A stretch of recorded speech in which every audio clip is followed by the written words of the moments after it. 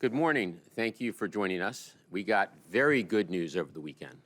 The Food and Drug Administration issued an emergency use authorization for a third safe and effective vaccine, the Johnson & Johnson vaccine, which will help us defeat the pandemic. While we have much work ahead of us on so many fronts, this is certainly a very encouraging development. Today, we'll get a state of the pandemic update from Dr. Walensky. Dr. Fauci and Dr. Nunez-Smith will discuss the recently authorized J&J vaccine. And I'll close with an update on our planning, logistics, and distribution of the J&J vaccine. And then we'll open it up to questions. With that, I'll turn it over to Dr. Walensky. Dr. Walensky. Thank you, Jeff. I'm delighted to be back with you today. Let's get started with the current state of the pandemic. I remain deeply concerned about a potential shift in the trajectory of the pandemic. The latest CDC data continue to suggest that recent declines in cases have leveled off at a very high number.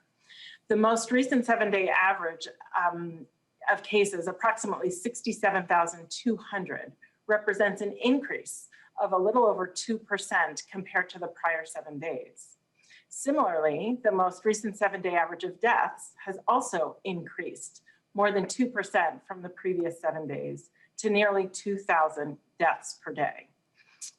These data are evidence that our recent declines appear to be stalling at over 70,000 cases a day.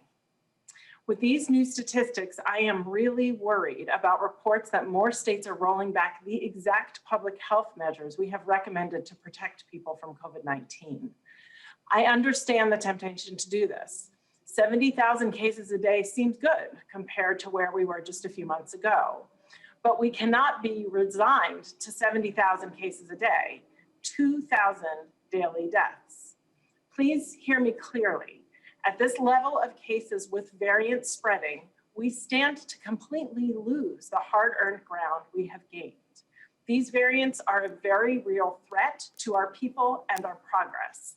Now is not the time to relax the critical safeguards that we know can stop the spread of COVID-19 in our communities, not when we are so close. We have the ability to stop a potential fourth surge of cases in this country. Please stay strong in your conviction. Continue wearing your well-fitted mask and taking the other public health prevention actions that we know work. Ultimately, vaccination is what will bring us out of this pandemic. To get there, we need to vaccinate many more people. Yesterday, CDC's Advisory Committee on Immunization Practices, or ACIP, endorsed the safety and efficacy of Janssen's COVID-19 vaccine. After the ACIP met, I was heartened to sign their recommendations for use of this vaccine in people 18 or older. This means we now have 3 safe and highly effective vaccines that prevent serious illness, hospitalization, and death from COVID-19. Importantly, ACIP does not state a preference for a particular COVID-19 vaccine. Rather, they recommend that individuals can get any of the ACIP recommended COVID-19 vaccines, and they encourage individuals to receive the earliest vaccine available to them. The Janssen vaccine is a much needed addition to our toolbox and increases the number of vaccine doses available and makes it possible for more people to get vaccinated and protected from COVID-19. It also offers several unique benefits. It's a single dose vaccine that provides COVID-19 protection with just one shot. That can help fully vaccinate people who may have difficulty or who are not interested in returning for a second dose. For those administering the vaccine, this vaccine is also easier to store and transport since it does not need to be kept in a freezer. This will make it easier to provide vaccine in more community settings and mobile sites as supplies scale up. Having multiple types of vaccine available, especially ones with different dosing regimens and different storing and handling, offers more flexibility. For example, clinics and mass vaccination sites that do not have freezer capacity may be able to use the Janssen vaccine, increasing access to more communities. I know that many Americans look forward to rolling up their sleeves with confidence as soon as a COVID-19 vaccine is available to them. We are working hard to get and distribute these vaccines to your communities. I also know that some people may not be there today and may still have questions about these vaccines, including wanting more information about the process for developing and authorizing them. That's natural. And I know that some people have had experiences that may have diminished their confidence in the health system. That's also understandable. I want to emphasize several important facts about these vaccines. We have conducted the largest scale clinical trials of any vaccine. And what made that possible so quickly was the high amount of disease in the community and the fact that so many people were interested in participating. All of the available data show that these vaccines are safe and are highly effective. Over 100,000 people participated in clinical trials to evaluate the safety and effectiveness of these vaccines, and they have all met rigorous FDA scientific standards. Equally importantly, as of today, nearly 50 million people in the United States have received at least one dose of a COVID-19 vaccine. We have put in place the most intensive vaccine safety monitoring systems in US history, and we are actively monitoring for any new safety signals. CDC's new V-Safe smartphone-based health checker has now enrolled approximately 4.5 million people to capture patient-reported side effects in real time. These results are all reassuring. Some people have no side effects after vaccination. Many people have reported mild side effects like pain, swelling at the injection site, and headache and chills or fever. These are common with all vaccines and should go away after a day or so. Serious, generally reversible reactions remain exceptionally rare. For those who still have questions about the vaccines, I encourage you to visit the CDC COVID-19 website for more information. Our decisions today as a unified nation and as individuals, including whether and when to get vaccinated, will determine how quickly we can stop this pandemic and what life will look like in the coming months ahead. The most important thing you can do is to be ready to get the vaccine that is available to you. It will help protect us all from COVID-19. Thank you. I look forward to your questions. And with that, I'll turn things over to Dr. Fauci. Dr. Fauci? Thank you very much, Dr. Walensky. I'm going to just talk a little bit more now about the Janssen COVID-19 vaccine. If I could have that first slide, let's move on to the second slide. We get questions, just move on to the second slide. We get questions regarding the various percentage numbers that people see.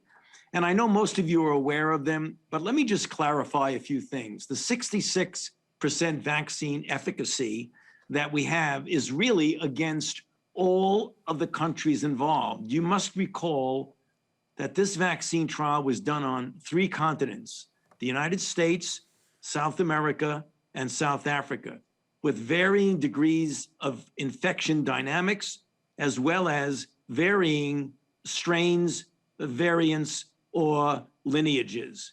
That is the 66%. The 72% is the vaccine efficacy against moderate to severe critical infection in the United States. I want to point out again a question we often get asked. In order to try, we always say, what vaccine is better than the other vaccine? In order to be able to determine that, you would have to compare them head to head. This was not done. We have 3 highly efficacious vaccines that are also, as Dr. Walensky says, has a very good safety profile. A very important number that I want to reemphasize is that there's 85% efficacy against severe COVID-19 globally, including the United States. This is very important because if you look at other countries, such as South Africa, if you go to the next slide, where you have the B1351, you can see that the efficacy against severe critical disease was 82% there. That's really very important because even though the vaccine itself, the spike protein that was used and expressed in that vaccine was the spike protein against wild type virus, namely the virus that is the D614G, not against the B1351. So even though the vaccine itself was not specifically directed against those variants, it did extremely well when it came to preventing severe critical disease. And as we've heard many times now, there were no hospitalizations or deaths in any of those studies. Next slide. I want to just spend a minute now telling you the difference between the mRNA and the Ad26, because we often get asked that question. As we've said on previous briefings, the mRNA that's injected into the muscle codes for the spike protein in the proper configuration. The body sees that and makes an immune response against that, giving you the protection that has been shown with both of the mRNA vaccines. Next slide. In contrast, the Janssen COVID-19 vaccine approach is to take a common cold, harmless, non-replication competent virus called adeno-26, in which the DNA of the SARS spike insert was given into the genome. That virus is then injected into an individual. The DNA then transcribes the RNA. The RNA then gives you the spike protein. The ultimate end game is that both of the vaccines ultimately result in a spike protein in the right conformation that gives the body the opportunity to feel that this is the actual virus that it's seeing when it's not. It's the protein. Next slide. And so, just to put everything into perspective, we've shown this slide before. We now have, again, the third vaccine that is highly efficacious, as shown here, which has been granted an EUA, as has been described by Dr. Walensky. Let me go to the last slide and just make a comment that I think people do not seem to appreciate, and it has to do with what goes into making these vaccines successful. I have as the title of the slide, the role of the NIH and the US government in the development and testing of J&J. I think what people don't appreciate is that there have been decades of investment in basic preclinical and clinical research to actually develop the adenovirus 26 vector. A lot of work done by Dr. Dan Baruch and his colleagues up at Harvard.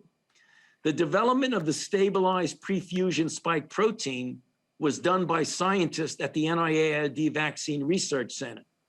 The utilization by J&J of the extensive domestic and international clinical trials network that was established for HIV and influenza. Also, the NIAID-funded core lab at the HVTN at the Fred Hutchinson Cancer Research Center performed all the immunological testing. The Data and Safety Monitoring Board was established by NIAID, and there was extensive support from BARDA at ASPR of HHS to conduct the trial and to pre-purchase hundreds of millions of dollars worth of vaccines by BARDA. So it's a complicated process. So even though it looks like it was quick and it was done in a very relatively short period of time, there was a lot of effort, including fundamental basic preclinical and clinical research that went into that. I'll stop there and hand it over to Dr. Nunes-Smith. Well, thanks so much, Dr. Fauci.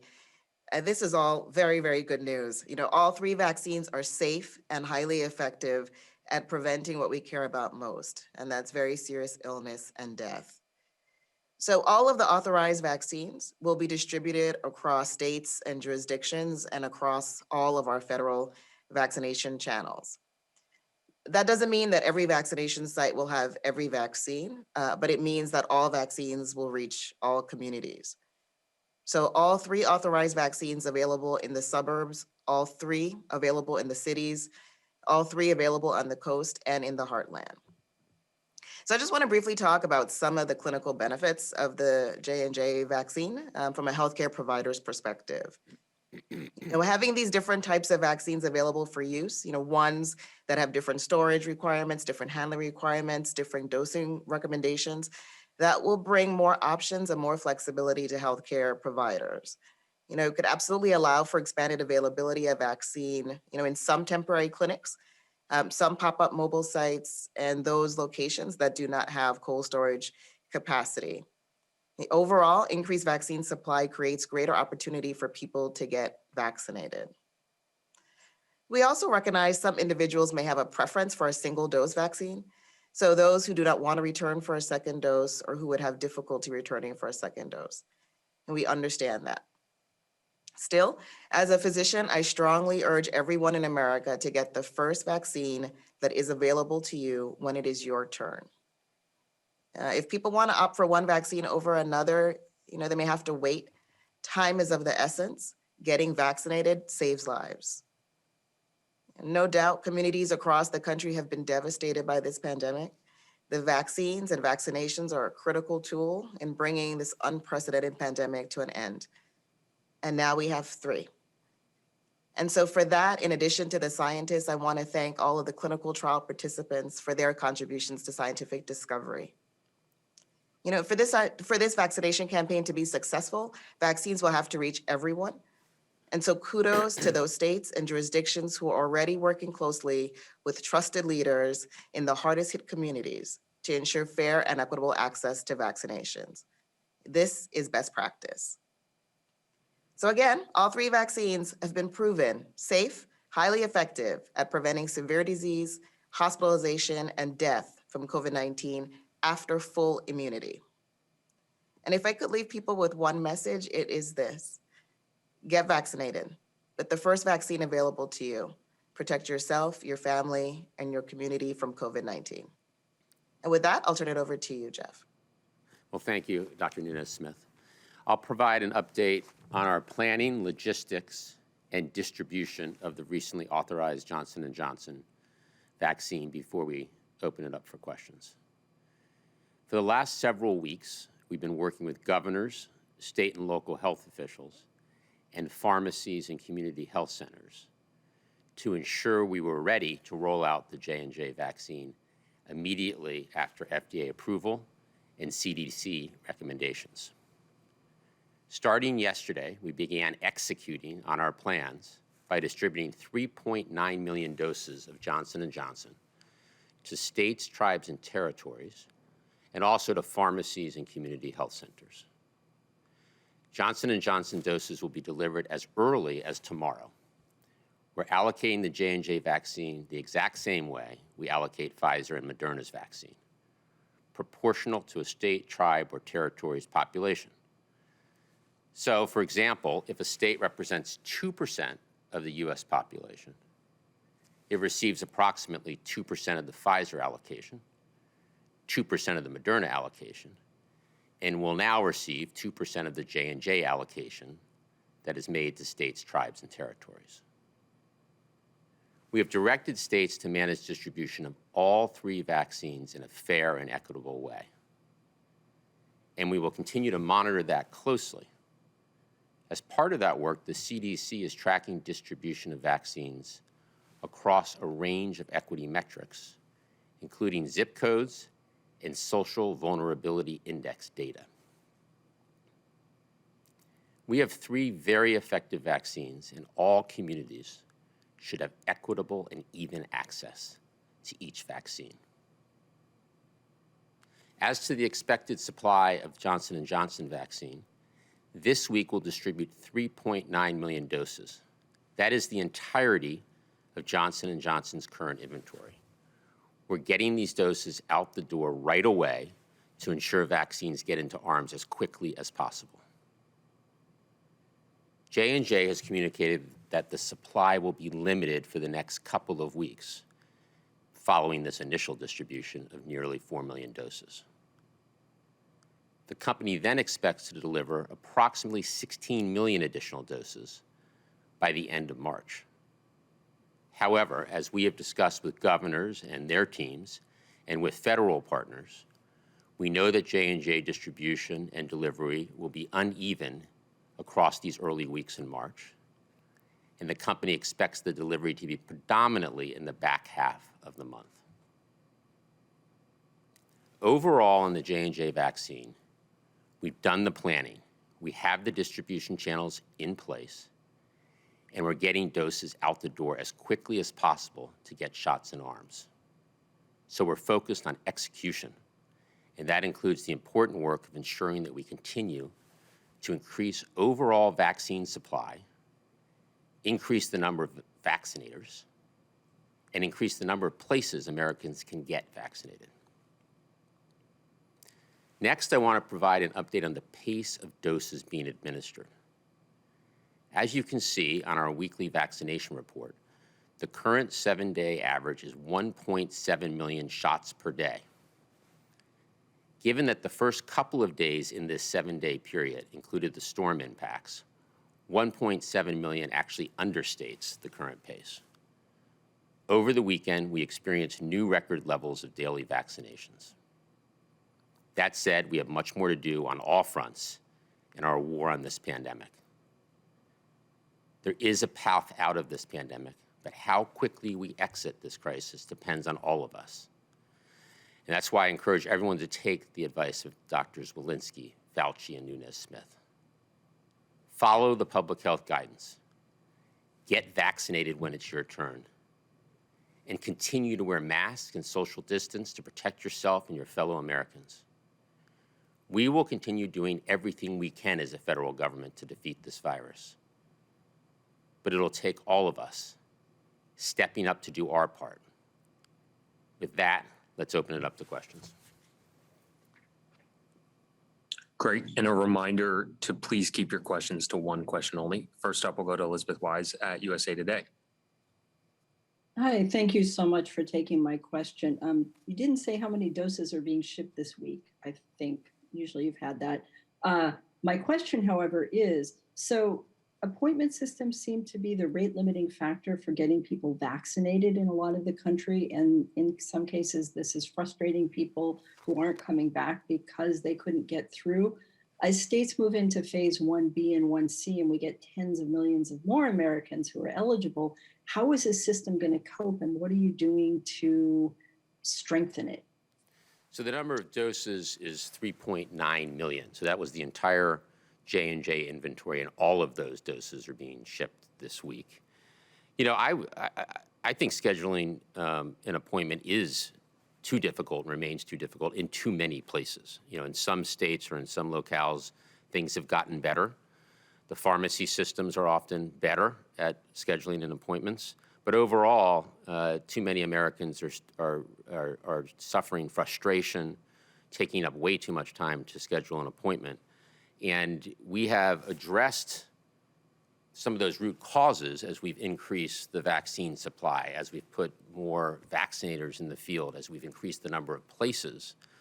But now we really need to make sure the systems can handle not only the current demand, but the projected demand for people being vaccinated. So we're working with states to improve their health sites so that they can handle this capacity. We're also looking at lower tech solutions that the federal government might be able to provide, whether those are call centers or people to help navigate the system. So I think overall scheduling remains for far too many people too frustrating, and we need to make it better. Next question. Next, we'll go to William Joy with WFAA Dallas. Yeah, thank you for taking my question. So this has to do with equity for either Dr. Nunes-Smith or for Jeff. So at least here in Dallas-Fort Worth, the gap between vaccinations in affluent zip codes versus underserved zip codes is actually getting worse. So how specifically are you grading yourself when it comes to equity, and what's that grade right now? Dr. Nunes-Smith? Yeah. No, thanks for the question. We're absolutely 100% committed to equitable vaccine access. And, you know, the statistics that you share are very concerning to us. We know that we still have a challenge in terms of data. The data quality are not exactly where we'd like them to be as far as race, ethnicity, but even the data that we have do suggest this pattern. You know, we are already in the federal programs prioritizing equity. We have been committed to this from the very beginning in the launch of those programs, using metrics such as the CDC's Social Vulnerability Index to help guide where resources should go.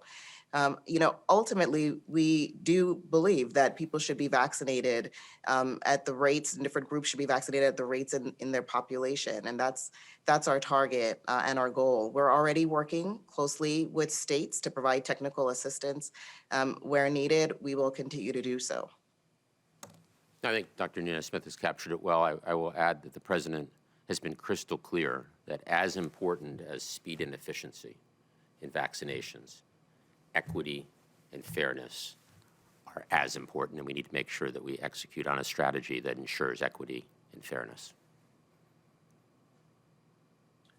Great. Next question will go to Lori Garrett.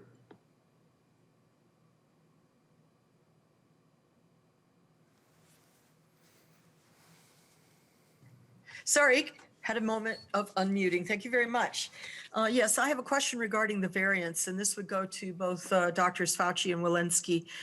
We have this new New York variant that jumped from 0.2% of identified viruses in early November to now about 28% in New York, and it seems to have arisen in an HIV/AIDS patient, indicating the possibility that we could see variants arising in highly immunosuppressed individuals.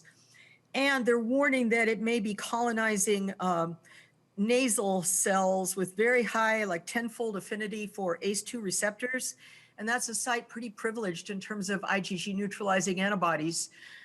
So I wonder, my question is, how worried should we be about this particular variant? And is it possible that vaccinated and COVID surviving individuals who have neutralizing antibodies in their blood systems could still harbor and colonize and transmit from their noses to other individuals? Thank you. Let's start with Dr. Fauci, and then we'll go to Dr. Walensky. Dr. Fauci?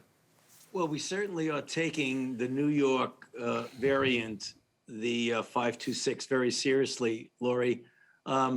You know, as you know, it started off in what is likely in the Washington Heights section and then has gone through multiple boroughs and is now gaining. Work done by David Ho has shown that we have to really keep an eye on that for its ability to evade both monoclonal antibody and, to a certain extent, the vaccine-induced antibody. So it's something we take very, very seriously.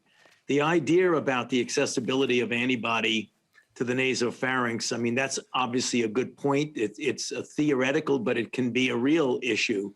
So I'm sure that's going to be something that is going to be looked at and studied about the degree of not only the viral load, but also the persistence of the viral load in the nasopharynx. So good points, all unknown right now, but something that we're going to be looking at very carefully.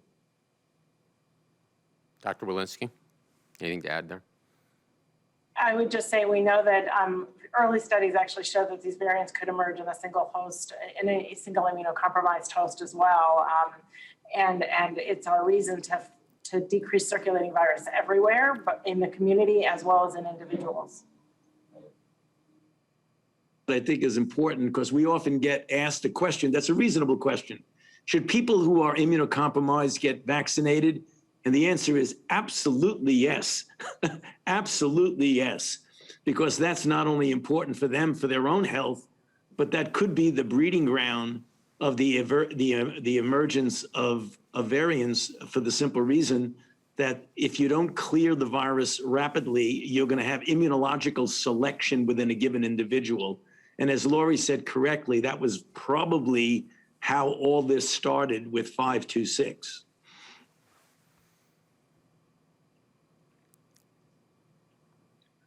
Next question will go to Jeremy Diamond at CNN. Hey, thanks for taking the question. Sorry, let me just mute this TV here. Apologies. I'm hoping you could address some of the concerns that the more easily deployable nature of the Johnson & Johnson vaccine will make it the go-to vaccine for marginalized and harder to reach communities. I know you guys have said that, you know, that's something that you're monitoring and you want states to distribute these shots equitably. But beyond monitoring, what more can the administration do to not only avoid this perception that, you know, you have different vaccines for different classes of Americans, but also to make sure that you're getting the most bang for your buck from an epidemiological perspective, given the limited supply? Dr. Nunez-Smith? Absolutely. Thank you for the question. So, you know, we shouldn't lose sight of the very good news that we have. We have 3 authorized vaccines. That's tremendous. We do expect that they be distributed evenly for all communities to benefit. There are clinical benefits to J&J that we talked about briefly in terms of the cold storage capacity, the single dose. That might make it very useful for healthcare providers in their toolkit as they're thinking about things like some pop-ups. But overall, we do think that the distribution, again, should be even across communities. So importantly, providing that guidance upfront. We are modeling that within the federal programs. And then, as we said, we will be tracking by metrics such as zip code and social vulnerability to see where vaccines are going. And should certain vaccines go consistently to certain communities, we will be able to intervene. And, we're here to provide support and technical assistance to pivot and intervene and correct if and when needed.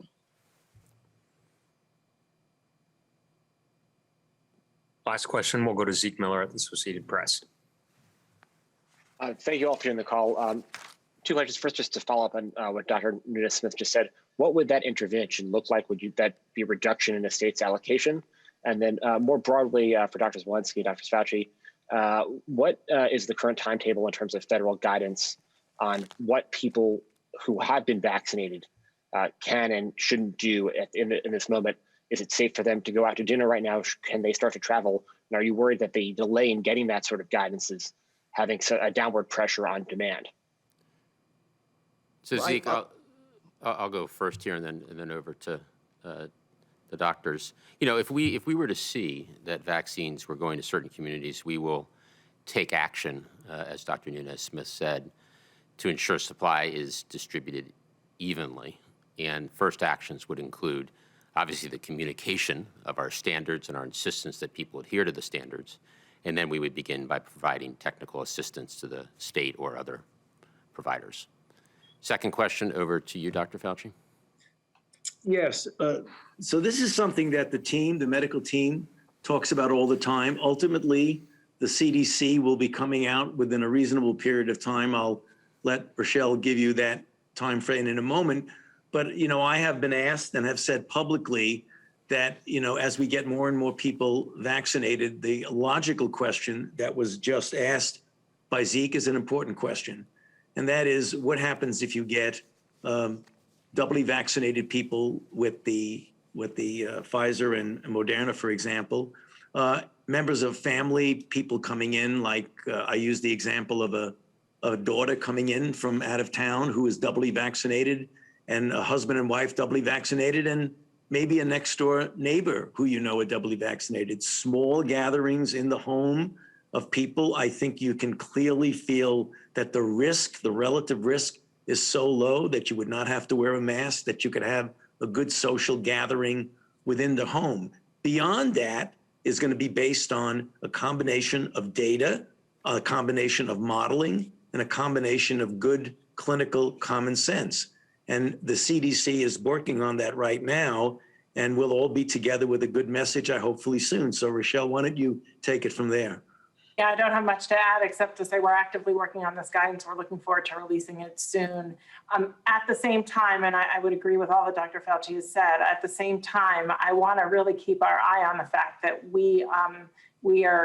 our cases are increasing right now, slightly, but they are. And so, the goal is not to sort of open up travel, open up all of things because people, we're scaling up vaccination.